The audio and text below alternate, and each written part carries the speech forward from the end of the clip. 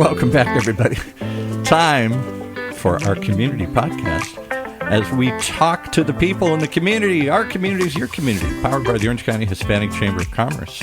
And with the guy who knows all the old radio stories here today, Ruben Franco. I know all those. I think you're making things up. I think I'm making things up. No, right. Your guest was talking about radio, and we're talking about the old days. He worked for Howard Stern at one point in time. I hope he's going to bring that up. We'll have to talk about that. Yeah. Okay. Thanks for having us on. Jim, thanks for joining us. This is Our Community is Your Community podcast. The Orange County Hispanic Chamber would like to bring on our guests, our sponsors, our supporters, our members, our community to come on and talk about what's going on in their world and all that kind of stuff. But let me introduce our guests. We have Jim Coronado. I've known Jim a few years. He's the Director of Economic Equity Advisory Group and Latino segment for BMO U.S. We're going to have him explain exactly what that means, but we love to start our podcast up by just getting to know Jim a little bit better for our audience. Jim, tell us a little bit about yourself personally, your family, that kind of thing. And as long as he's been in radio, we got to get him to get closer to the mic here. All right. He's way back from the mic here. Okay. Yeah, I never said I was in front of the You're mic. the talent. Exactly. You're at the front of the house? Okay. No, I appreciate that. Ruben and Paul, thank you both for having me. I'm excited to be here.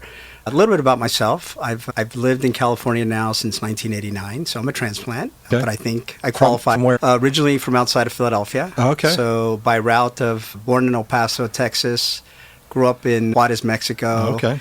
And at the age of 6, immigrated with my mom and sister to a rural town outside of Philadelphia called Leesport, Pennsylvania.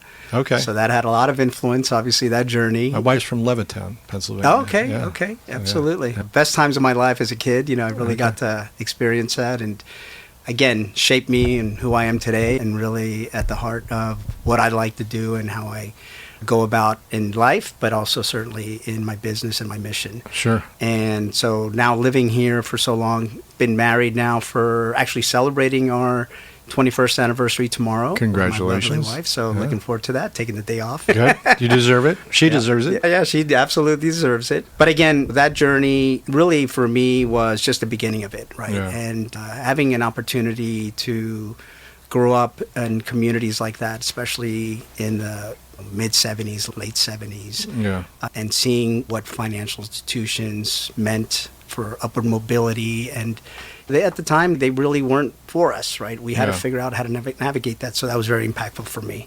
Connecting it back to how I made it out to Los Angeles. I came out here, I remember, I think I was a junior, came to my cousin's wedding.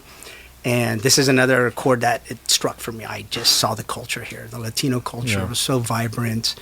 And again, the music, the food, the people, the shared traditions, everything else that was there that just resonated for me. And that really was pivotal for me because I made the decision to come out to the West Coast to go to college. I worked hard during high school and I had opportunities to go to different universities, full rides, and I decided to go to USC. We were talking a little bit about that, University of Southern California, and I know I got some folks in this room. And what did you major in? It was business administration with focus on marketing and sales. So I actually got to practice there you go. what I studied. Sure. And then from there, it just really, that became the foundation between the education and the culture here. Okay. And it really just set the tone for me personally and also within my career professionally. Oh, interesting. And then you were mentioning earlier, you started in, I didn't realize this, I know you're in banking now and had a big career in media, which we'll talk about, but you started in banking, right? Was that one of your first jobs you had? I was actually, during college, I had a part-time job, and I worked for one of the banks by the campus, and which was a great experience because I was started as a teller, got to learn the business there, went to a merchant teller, and then eventually they put me on the front desk to open up new accounts. Wow. And so that was an exposure, early days of banking to me, and then I was part of an acquisition that happened there as well. Sure. So kept moving with that, and it was, again, just eye-opening for me to see really what we were all talking about earlier, in the sense of the personal touch and what that really means, especially when it comes to finances. Sure. So that kind of stayed there with me for a long time as well. But then you moved on to your career. It was really media. So why don't you tell our Sure, audience what you're, because you don't look that old, so. Howard Stern came into the bank one day and said, "Come, kid." But it's been a while, so you were in media for quite a long time. I was 30 plus years. Okay, so you still don't look old enough to do that. But okay. We believe you, though. I appreciate that, and I left my license in the car, so Okay. I won't be able to Right. prove it right Card now. you, But I will say this: those were early opportunities to really understand the power of networking and exposure. Right? It's not something that I had planned on in terms of going into media ad sales, which was ended up being a phenomenal career for me. Which I'm many great friends, clients, and just experiences, and again influenced a lot of what has brought me here today now with the work that I do at BMO. But I can tell you that I had an internship during college, my senior year, and I worked for a local radio station, Power 106, as an intern, and that exposed me to the business because most people don't get access to that, especially at a young age. Yeah. And met some folks there that took interest in me, and again, I lean in heavily on mentorship because it's critical. That's how we help each other across. And one day they said, you should consider going into ad sales, advertising sales. And I said, okay, that sounds great. And they're like, you're not going to make any money for the first 3 years. So I kind of shelved that idea for a while. Sure. But as I was ready to graduate and I was looking for opportunities, I ended up applying for a role, which we talked a little bit about with Paul and yourself, at a classic rock station called KLSX. And they happened to carry the Howard Stern show. They were part of the actual corporate entity. Sure. And so I had that experience, had the experience of meeting Howard Stern for those folks that know who he was. We talked about it. So what year was this? That would have been 1993. Okay. And so that was a lot of fun, right? Yeah. Incredible fun. At the same time, there was another station called KRL. It was an oldie station. I don't know if you're familiar with it. Yeah, I remember. The interesting thing about that station is that over 65% of the audience was Latino-based. English dominant. I didn't know that. Lowrider culture. Really? 65%. Huggy Boy, That's Art huge. LeBeau. Yeah, and it was... Okay. So again, for me, I started seeing the connections. Yeah. And I met somebody that I worked with.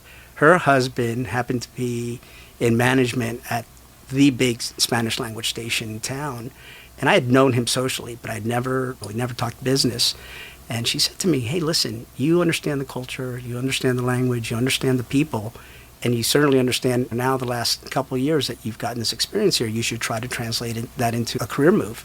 So I ended up working for one of the biggest Spanish language stations at the time, KLAX. Okay. And I did that for a couple of years. And that's where I had the opportunity. Those formative years, I worked with companies in Los Angeles. I mentioned a handful, just the King Tacos of the world, the Vallartas. Martinez family, yeah. Yes. Yeah. So I got to work intimately with them and with Mr. Martinez Sr. specifically. Yep. It was incredible. The opportunity to sit in his boardroom and have conversations. And I look back on that now. As a kid, you're just kind of running, right? Yep. And you're appreciating the moment. But now you look back on it and you're like, those were special times. Sure. And again, but just being exposed to incredible entrepreneurs and the drive that people like he and others, so many others have, and have built incredible foundational businesses throughout Southern California. It was just amazing to a kid from a rural town in Pennsylvania. Well, it's interesting. You weren't in banking, but you got to work with a lot of entrepreneurs, which is interesting, and what their businesses were doing and how they were driving business. And so, Exactly. Which is always, to me, because I was in banking, obviously, as well, and that was always the fun part, is getting to learn about these businesses and how they got started and what the struggles they had to create the businesses they did and how they affected their family and their community and all that. And that's what we do as a chamber, right? We're all about business. We're trying to help our businesses succeed, and we help people grow, and we help people get financing and all that kind of stuff through the different programs we have. So it's interesting. But let's talk about BMO. So BMO is where you're at now, Yes. and it's come on the scene in a huge way. You see a lot of advertisements, stuff like that. But what is BMO? What does BMO stand for, and what is...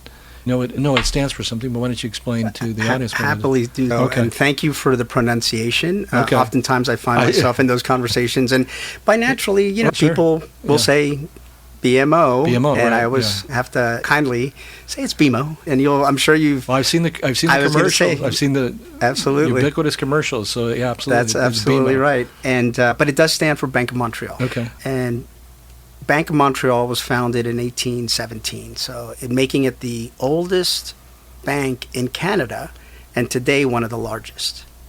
But we've had presence here in the United States since the 1980s. Okay. So our corporate headquarters as BMO Bank of North America is in Chicago. Okay.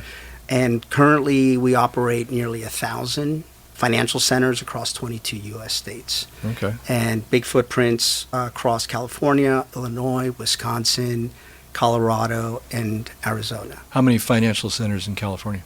220 Okay. right now. And again, that's a reflection of our commitment to the long-term investment in this market. And as I'm sure we were going to talk a little bit about this, but I'll jump the gun on it a little bit. As part of that, we've also completed an acquisition in 2023 of Bank of the West. And that really gave us additional significant 500 branches across the U.S., which about 1.8 million customers. Okay. So that really increased our presence across California and the broader West. And just recently, last month, we just made an announcement that we are going to expand 130 plus new financial centers across California. And so those are de novo, brand new branches? Okay. Yes, and those the majority of those will be in Southern California. Oh, okay. So you can see that presence will continue to grow for us. We're here to stay. We want to be part of the community. We want to be entrenched. And these really have evolved. The branches, the retail branches have evolved today for different needs. We were talking a little bit about the transactional nature for many and obviously that personal touch. We're leaning in on that. And a lot of that is really advice-led type of centers. And really, if you look at them, they're community hubs is what we're looking to build out. How many centers do you have in Orange County? I don't know that exact number off the top of my head, to be honest with you. So 220 statewide. Correct. Is that correct? That's right, okay. for the state. All right. Exactly. Good. That sounds like a lot of growth. You said 130 new? 130 new branches. Ones. Okay. Exactly. That's quite a big commitment for that. So interesting. And we're all about trying to get financing. So the more people out there helping our clients get financing is important to us as a chamber as well. Why is the Latino community important to BMO? If you think about, I'll hone in specifically to Orange County, it is 1/3 of the county's population is Latino. And I think your own statistics also talk about the 30,000 Latino-owned companies across Orange County. And it's certainly one of the fastest growth segments of the local economy, right? And many of these companies they're early, mid-stage growth companies, but they're also family-owned, founder-led type of companies. So that for us is very important because we want to be part of that growth as they continue to scale. Yeah.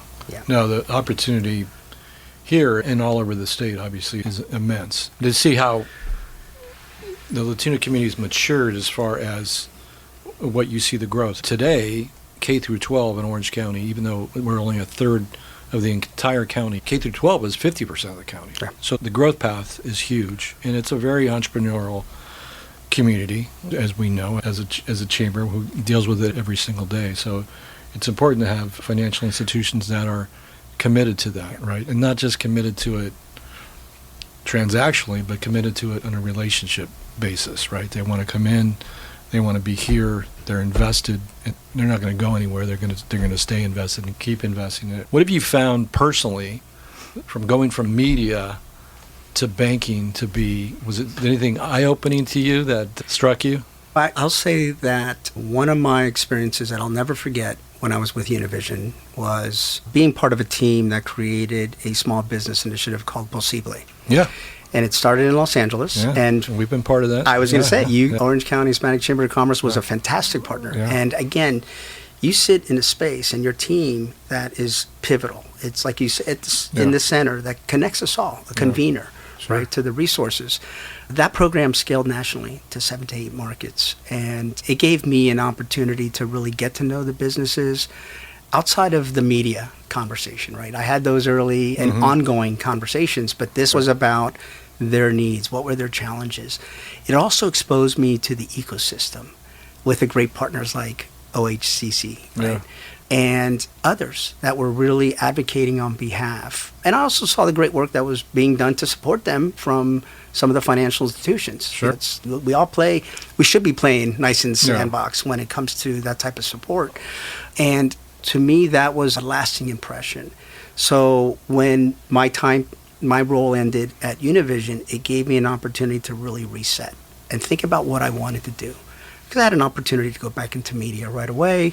I had the luxury of having some time and to think about it. And I had this opportunity presented to me by a friend, ironically, who was at BMO, who I met when she was at a different bank through the work that I was doing through Univision for Posible. And I was introduced to a gentleman by the name of Eduardo Tabon. At the time, he led the Latino segment for BMO, and he was one of the co-founders for our flagship program today, that is the Latino Leaders Index 500. And we met, and quite frankly, we're like, okay, on paper, how does this match up? Yeah. He's looking for a banker. I'm not sure that I'm looking necessarily going into financial sector and joining a bank. It wasn't in my sphere at the time. But once we started talking about the mission that was there, that was happening with BMO, everything, the growth opportunity as well, to be able to impact many of these small businesses with the resources, for me, it wasn't a pivot. It was just a continuation of what I was already doing. Yeah. And it just felt natural. I was very grateful for the opportunity, because not often do you have an opportunity to continue that mission-driven aspect of what you're doing in your career sometimes. Yeah. And that's what brought me to BMO, and of course the culture inside the bank, the growth opportunity that I've talked about. Because when you look at BMO as a brand, it's younger stages. Yeah. Although we're already the 8th largest bank in North America, all those other statistics that we talked about. But the reality is that it allowed me to move from, an advocate, an advisor in a certain space of media, to now having the full banking power and prowess and expertise of being my partners. Yeah, no, that's right. We forgot to ask you, I mentioned your title. Can you explain your title to us? Yes, so again, the title is Economic Equity Advisor. Okay. And one thing I always want to be clear about the role, specifically for those business owners that are listening, is that, as I mentioned, I'm not a financial person. I guide and connect. I don't sell products. I help business owners really navigate those complexities as an advisor, and thus the title, right? And a lot of that is really understanding what those needs are, where their business is today, and where they want to go, and then helping them connect with the right people and the resources at BMO and beyond, quite frankly. Some of those conversations go beyond just what we can offer. They're not necessarily financial conversations sometimes. So for that is really helping those business owners that are how do we translate their goals into the right conversations? So to me, it's getting them surrounded by the right support system. So that's a really big part of what I do. So I'm a connector. I enjoy going out and meeting new people, especially business owners, hearing their stories, their origin stories, are always very inspirational. Yeah. But it's about how do we get them to scale? And how do we partner with the Orange County Hispanic Chamber of Commerce and other incredible organizations such as yourself that are doing that work on a daily basis? How can we all do that in the spirit of advancing their business? That's right. And you mentioned something just before this, that almost like you're just getting started, which is interesting from a bank that was started originally in 1817. Is that right? That's right. And we kind of say the same thing with the Chamber. We're celebrating our 40th anniversary, but what I tell people is that we're a 40-year-old startup because of our best days are still ahead of us. The growth path, our demographic, or like the average, not me included, but is 28 years old. That's the average age of Latinos in the country. So the growth path is just phenomenal, right? You look at it, whether it's at the universities, when we're at a university, and we're very blessed to be here at a university, and education is one of our focuses, economic development is one of our focuses, and advocacy is one of our focuses. And so those things are all, to us, we're just, after 40 years, just getting started. And it sounds like with BMO and what you're doing is that, look, we can always do things better. There's always growth opportunities for both your organization, but also for the community as well. No, and I think you're hitting it on the head. We have an incredible base of partners that are within BMO today that have been part of Bank of the West, incredible partners, new infusion of new partners that are coming in. And with all that is really one of the, I think, in my mind, that creates significant value for the community and the business community is the fact that we're leveraging coverage that builds trust. And it's from a standpoint of local coverage, but with the national bank support that's there. And again, for us, we also have industry expertise in many sectors that we also bring to the table. And our approach is not just necessarily a one-on-one. It's a one team for a one client approach where we'll bring in, as you think about it, if you're an owner, you don't operate in silos. It's your business, it's your legacy, it's your family.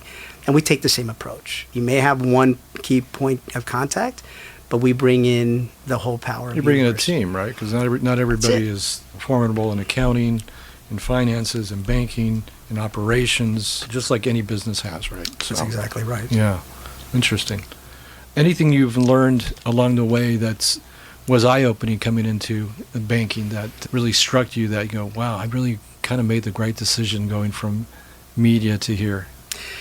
I will say, again, if you think about the purpose of BMO specifically, it's boldly grow the good in business and life. And to me, that just resonated. And tying that back to my mission and being able to advocate support for these businesses in the community, you don't know until you go in to an organization. You don't know what the culture is. You don't know exactly until you get there. And it was so embracing. Yeah. I didn't feel like I skipped a beat, quite frankly, from that standpoint. I was very welcoming. And again, it's the people that are there and the leadership that's there. And we all are collectively rowing in the same direction at the same time. And I think that's so powerful.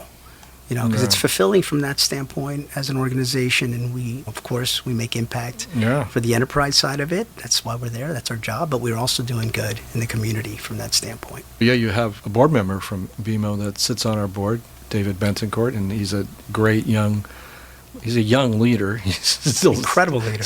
Incredible leader, and still very young. Yes, which is amazing. So tell us about why is that important to invest in leadership, per se, not just in your bank customers, but in leadership?